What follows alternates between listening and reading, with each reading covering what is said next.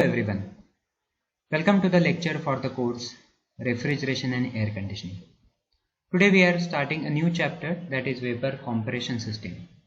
Myself Sumit Baldia, Assistant Professor, Department of Mechanical Engineering, Sharad Institute of Technology, College of Engineering, etc. Today we will see the following points: simple vapor compression cycle, pressure enthalpy pH chart, simple vapor compression cycle on pH chart, factors affecting the performance of a simple vapor compression refrigeration system, actual vapor compression cycle, and mathematical analysis of vapor compression refrigeration system. The slide displays about the simple vapor compression cycle. Previously we have some basic discussion about the vapor compression system, which consists of four components: compressor, condenser, expansion valve, evaporator with their accessories, and we are calculating the COP, which is nothing but a refrigerating effect divided by work done. So we need to calculate the COPs for various conditions. The first condition we are going to see, that is when the vapor is dry and saturated at the end of compression. So if at the end of compression the vapor is dry and saturated, so what will be the COP for it? So here figure shows the vapor compression cycle on TS diagram, temperature entropy diagram. The points 1, 2, 3, 4 corresponds to points 1, 2, 3, 4, that is on figure it shows.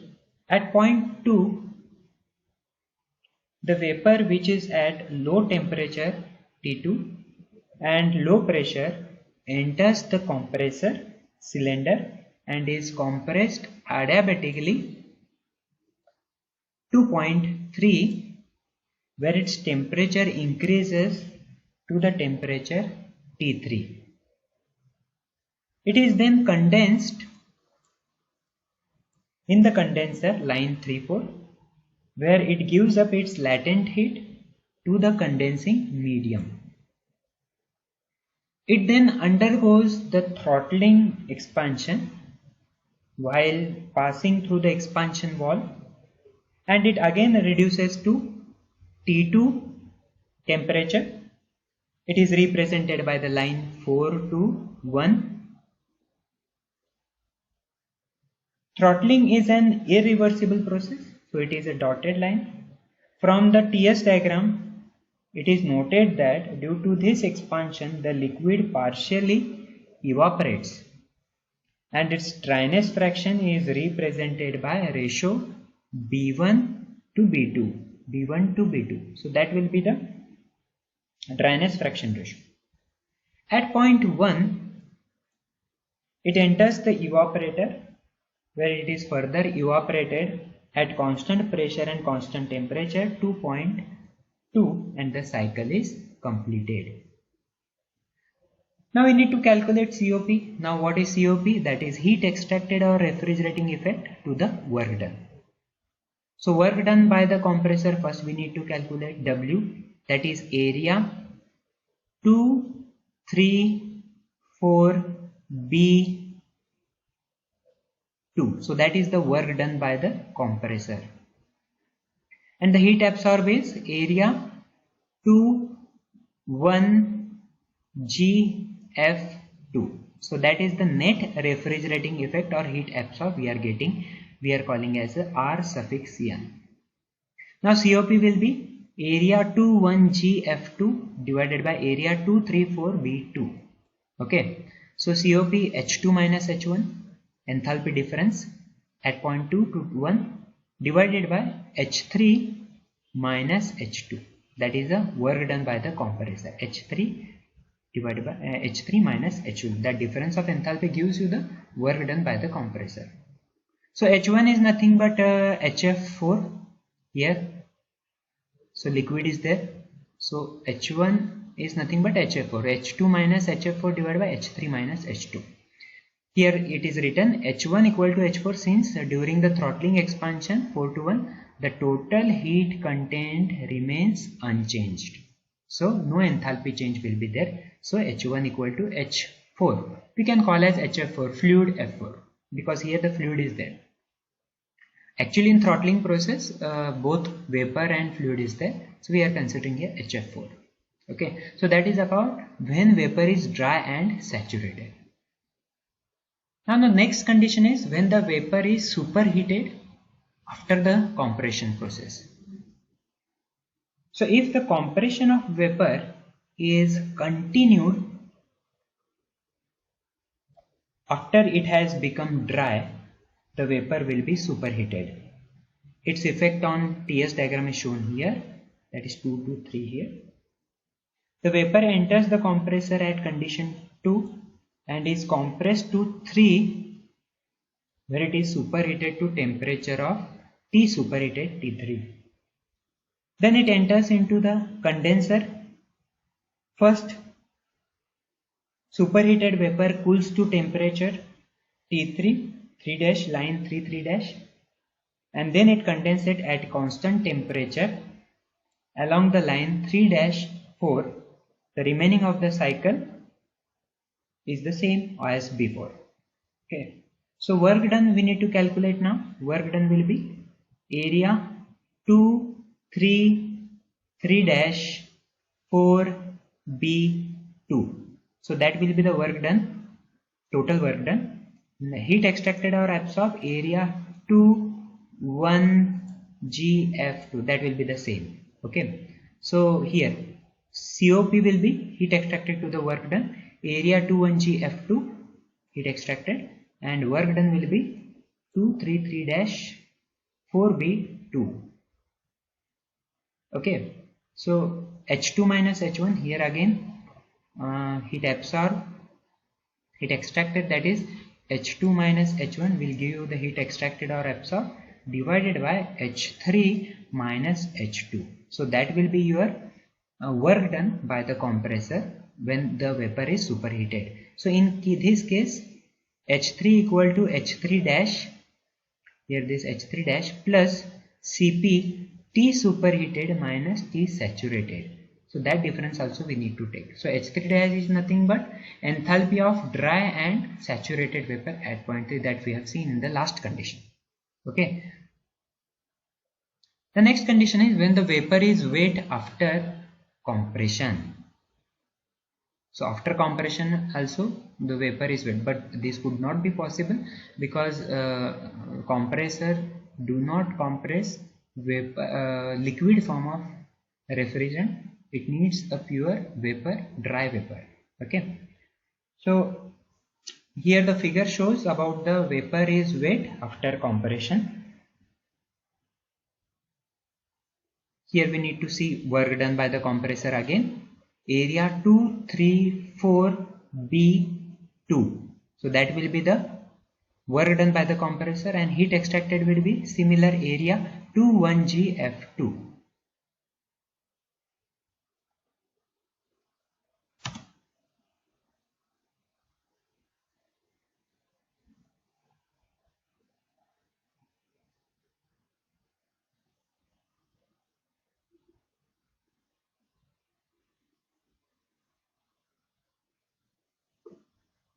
Heat extracted divided by work done. So what is heat extracted? That is area 21GF2 divided by work done by the compressor, area 234B2. Okay. So area 21GF2 will be the H2 minus H1 heat extracted or heat absorbed, and work done, that is 234B2, that will be H3 minus H2, that will be the compressor work done. Okay, so that is about the vapor is wet after compression.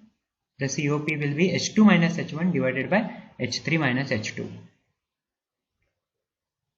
Next is pressure enthalpy chart. There are various diagrams commonly used in the analysis of the refrigeration cycle, such as first one pressure enthalpy pH chart, second temperature entropy TS chart is also used for the analysis of refrigeration cycle. From these two, the pressure enthalpy diagram is very more useful. The condition of the refrigerant in any thermodynamic state can be represented as a point on the pH chart.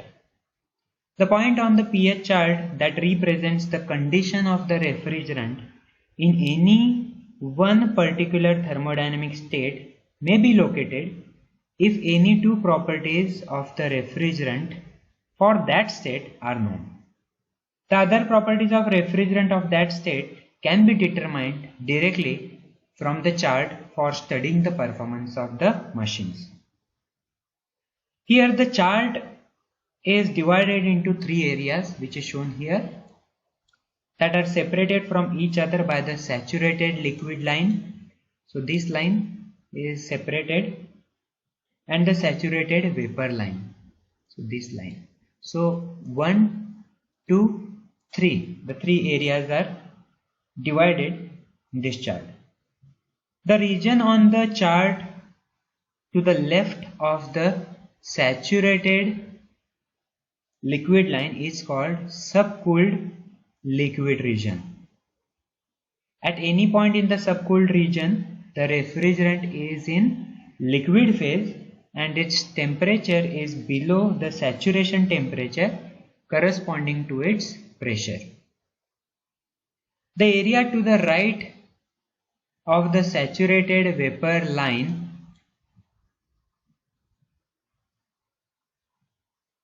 is a superheated region. So this region is superheated region and the refrigerant is in the form of superheated vapor. The section of the chart between the saturated liquid and saturated vapor lines is in the two-phase region and represents the change in phase of the refrigerant between liquid and vapor phases. At any point between two saturation lines, the refrigerant is in the form of a liquid vapor mixture. So this area indicates liquid vapor mixture. The distance between the two lines along any constant pressure line, as read on the enthalpy scale at the bottom of the chart, is the latent heat of vaporization of the refrigerant at that particular pressure. The horizontal lines extending across the chart are lines of constant pressure lines. Horizontal lines are constant pressure lines here. And the vertical lines are lines of constant enthalpy. So these are constant enthalpy lines. The lines of constant temperature in the subcooled region are almost vertical. So this is a vertical. In the subcooled liquid region, the constant temperature lines are vertical. And the parallel to the lines of constant enthalpy. In the center section, since the refrigerant changes state at a constant temperature and pressure, the lines of constant temperature are parallel to and coincide with the lines of constant pressure. At the saturated vapor line, the lines of constant temperature change direction again, and in the superheated vapor region fall off sharply. Here this is fall off sharply toward the bottom of the chart. The straight lines which extend diagonally and almost vertically across the superheated vapor lines of constant entropy. The curved nearly horizontal lines crossing the superheated vapor region are lines of constant volume. Okay. So pH chart gives directly the changes in enthalpy and pressure during a process for thermodynamic analysis. So this is a pH chart in which we are doing the analysis for any refrigeration cycle.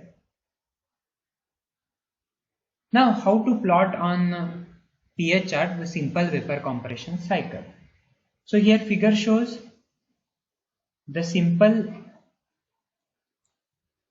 vapor compression cycle on the pH chart. The points 1, 2, 3, 4.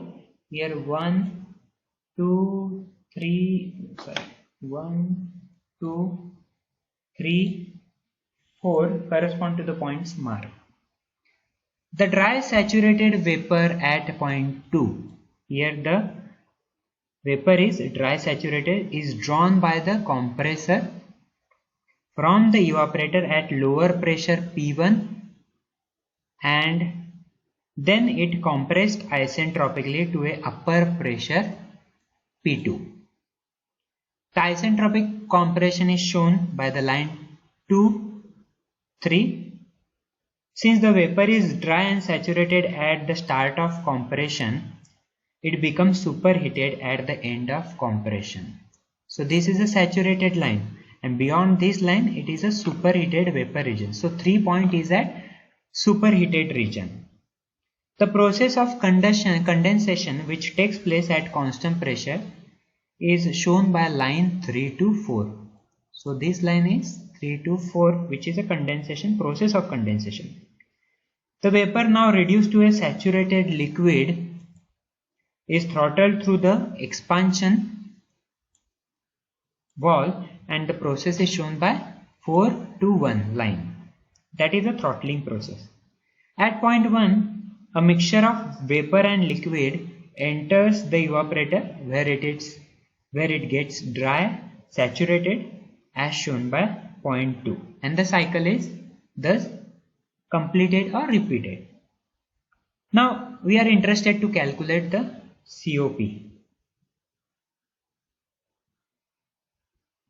Okay.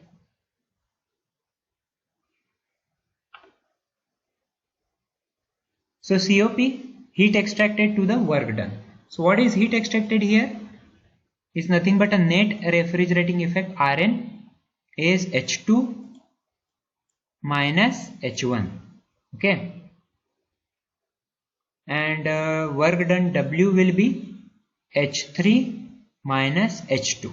So that will be work done. So COP will get Rn divided by W, H2 minus H1 divided by H3 minus H2.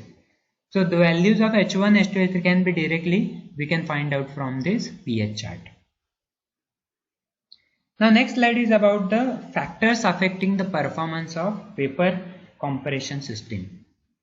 In that first one we'll go for the effect of suction pressure. What will happen if the suction pressure will be decreases, then what will happen to the COP, that we need to calculate here. So here figure shows the effect of decrease in suction pressure. Here the suction pressure decreases here, and the COP of original cycle we know that H2 minus H1, here H2 minus H1 divided by H3 minus H2, that is the original cycle. Now if the suction pressure is decreased, then how the COP will change, that we need to find out. The COP of cycle when suction pressure is decreased. So COP will be here H2 minus H1, H2 dash minus H1 dash divided by H3 dash minus H2 dash, H3 dash minus H2 dash. Okay, so what is H2 dash minus H1 dash? That is H2 minus H1 minus H2 minus H2 dash. Okay, divided by H3 minus H2 minus H2 dash minus H2 plus H3 dash minus H3. So that will give you the COP when the suction pressure is decreased. So here it is written, this shows that the refrigerating effect is decreased and work required is increased. Here it is increased, work required is increased, and suction pressure, refrigerating effect is decreased. The net effect is to reduce the refrigerating capacity of the system with the same amount of refrigerant flow and the COP. Okay, so that you need to understand. Next is what is the effect of delivery pressure. Now the figure shows about the effect of increase in, dotted line indicates increase in delivery pressure. What will happen to COP? So COP of original cycle, we all know that H2 minus H1 divided by H3 minus H2. So when delivery pressure is increased, so here it will be H2 minus H1 dash, H2 minus H1 dash divided by H3 dash minus H1 dash. Here H3 dash minus H1 dash. Okay. So that is, H3 dash minus H2, that will be the compression. Now if we see here, the compression increases and here refrigerating effect decreases. Okay. So effect of increasing the delivery pressure is just similar to the effect of decreasing the suction pressure. The only difference is that effect of decreasing the suction pressure is more predominant than the effect of increasing the discharge pressure. So what is the conclusion here? As the discharge temperature required in the summer is more as compared with winter, the same machine will give you less refrigerating effect at a higher cost. Higher cost means more compression work. The increase in discharge pressure is necessary for high condensing temperature and decreasing suction pressure is necessary to maintain low temperature in the evaporator. So that we need to understand clearly. Okay. Next is about the effect of superheating, which is very simple. As we have seen, the effect of superheating is to increase the refrigerating effect. Now see here, 1 to 1 dash is increased. So refrigerating effect is increased due to superheating. But this increasing refrigerating effect is at the cost of increasing amount of work spent to attain the upper pressure limit. So if you want to increase the refrigerating effect due to superheating, you need to increase the work also. Since the increase in work is more as compared to increasing refrigerating effect, therefore the overall effect of superheating is to give a low value of COP. Means if you are using a superheating, effect of superheating, superheat the vapor coming out from the evaporator, that will cost you more for the compressor work to reach the higher pressure. So it will give you the less COP than the normal one. Okay. Now next is effect of subcooling of liquid. Subcooling is a process of cooling the liquid refrigerant below the condensing temperature for a given pressure. In the figure, the process of subcooling is shown by 4 to 4 dash. As is evident from the figure, the effect of subcooling is to increase the refrigerating effect. Here that much refrigerating effect is increased. Thus subcooling results in increase in COP, provided that no further energy has to be spent to obtain extra cold coolant required. The subcooling, it is also called as undercooling also, may be done by following methods: inserting a special coil between the condenser and expansion valve, circulating greater quantity of cooling water through the condenser, and using water cooler than main circulating water. So that these are the methods to increase the for the subcooling of a liquid. So that will increase the COP of the system. The next one is effect of suction and condenser temperature.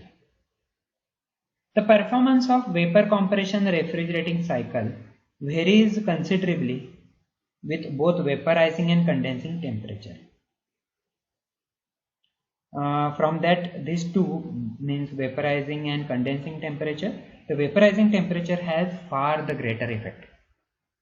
It is seen that the capacity and the performance of refrigerating system improve as the vaporizing temperature increases and the condensing temperature decreases.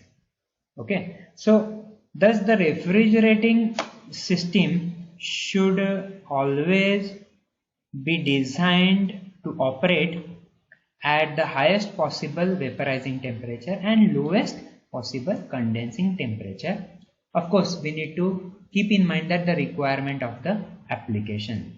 Okay, so that will be the suction temperature and condenser temperature effect. Now the actual vapor compression cycle. Of course, the actual vapor compression cycle differs from the theoretical cycle in several ways because of the various reasons, such as first reason is frequently the liquid refrigerant is subcooled before it is allowed to enter the expansion valve, and usually the gas leaving the evaporator is superheated a few degrees before it enters the compressor. This superheating may occur as a result of type of expansion valve used or through a pickup of heat in the suction line between the evaporator and compressor. Compression, although usually assumed to be an isentropic, may actually prove to be neither isentropic nor polytropic. Both the compressor suction and discharge valves are actuated by pressure difference, and this process requires the actual suction pressure inside the compressor to be slightly below that of the evaporator and the discharge pressure to be above that of condenser. Although isentropic compression assumes no transfer of heat between the refrigerant and cylinder walls, yet the cylinder walls are hotter than the incoming gases from the evaporator and the colder than the compressed gases discharged to the condenser. Pressure drop in lawn suction and liquid line piping and any vertical differences in heat created by locating the evaporator and condenser at different elevation. Now this figure shows the various processes of the actual vapor compression cycle. Now here process 1, 2, 3, here 1, 2, 3 represents passage of refrigerant through the evaporator, with 1 to 2 indicating gain of latent heat of vaporization and 2 to 3 gain of superheat before entrance to the compressor. Both of these processes approach very closely to the constant pressure conditions, which is assumed in the theoretical cycle. Now process 3, 4, 5, 6, 7 and 8. This path represents the passage of vapor refrigerant from entrance to the discharge of the compressor. Path 3, 4 represents throttling action that occurs during passage through the suction valve, and path 7, 8 represent the throttling during passage through exhaust valve. Both of these actions are accompanied by an entropy increase and a slight drop in temperature.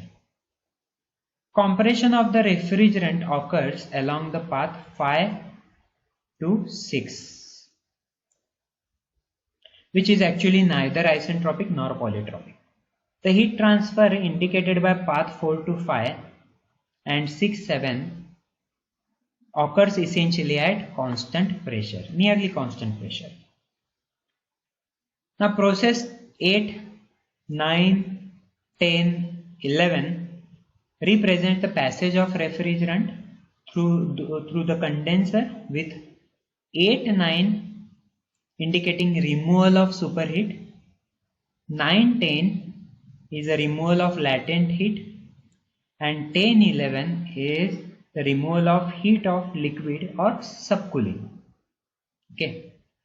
Now the last process is 11 to 1 process. This process represents the passage of refrigerant through the expansion valve, both theoretically and practically an irreversible adiabatic path. Okay, so that is the actual vapor compression cycle and its processes accordingly.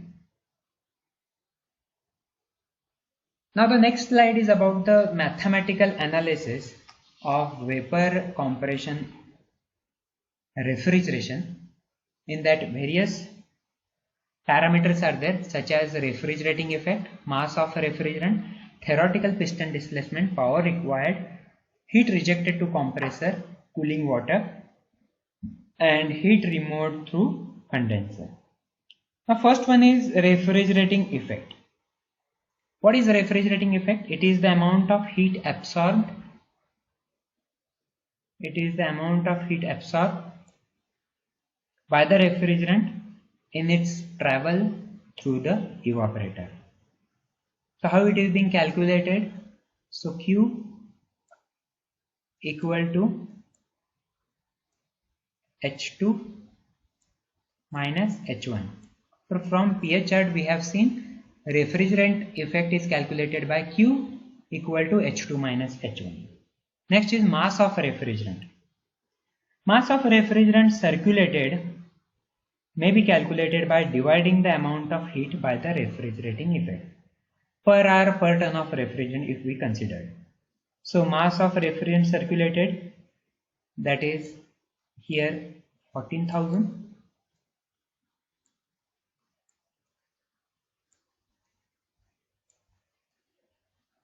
divided by refrigerating effect, that is H2 minus H1,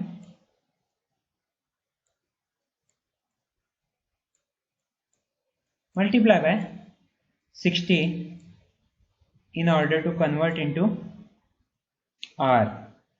Okay, so 1 ton of refrigeration is nothing but 14,000 kilojoule per hour. Okay, so that will be the mass of refrigerant we can calculate. Now next is theoretical piston displacement. It may be found by the multiplying the mass of refrigerant to be circulated by the specific volume of the refrigerant gas at its entrance of compressor. That you need to remember. The specific volume multiplied by mass of refrigerant, you will get the theoretical piston displacement. Okay, so 14,000 divided by H2 minus H1 multiplied by 60 multiplied by Vg2, that will give you the theoretical piston displacement. Okay, that is in terms of meter cube per ton minute. Okay, next is power required. The theoretical power per ton of refrigerant is power required to compress the refrigerant. Here the volumetric and mechanical efficiencies are not taken into consideration. Power required may be calculated by two categories, that is when compression is isentropic, the equation power required will be mass of refrigerant multiplied by H3 minus H2 divided by 60 kilowatt per ton. So if compression is isentropic, the equation becomes m into H3 minus H2 divided by 60, that is in terms of kilowatt per ton. If compression follows general law, PV raised to n equal to constant, then work of compression will be calculated by n upon n minus 1 P3 V3 minus P2 V2. So power required will be n upon n minus 1 P3 V3 minus P2 V2 divided by 60 multiplied by m, that is in terms of kilowatt per ton. Okay. Now heat rejected to the compressor, cooling water. If the compressor cylinders are jacketed, an appreciable amount of heat may be rejected to the cooling water during compression. If the suction and discharge compression conditions are known, this heat can be determined easily by using equation m multiplied by n upon n minus 1 P3 V3 minus P2 V2 minus H3 minus H2, that is in terms of kilojoule per minute ton. And the last one, heat removed through condensers, includes all heat removed through the condenser, either that is latent heat or superheat or heat of liquid. This is equivalent to the heat absorbed in the evaporator plus the work of compression. So heat removed through condenser is calculated by the equation m H3 minus H4, that is in terms of kilojoule per minute ton. So these are the parameters.